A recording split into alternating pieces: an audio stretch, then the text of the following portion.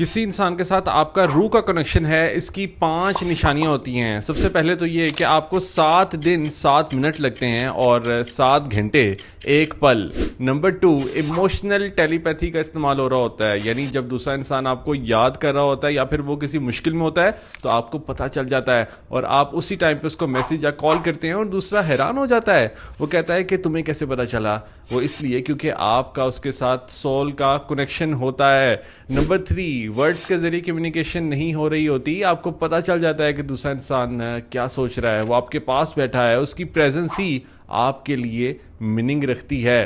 Number 4، وہ آپ کو آپ سے بہتر انسان سمجھنا چاہتا ہے، آپ کو آپ سے بہتر بنانا چاہتا ہے اور اس کے لیے ہر ایفرٹ پٹ کرتا ہے اور آپ اس کو اس سے بہتر انسان بنانا چاہتے ہیں۔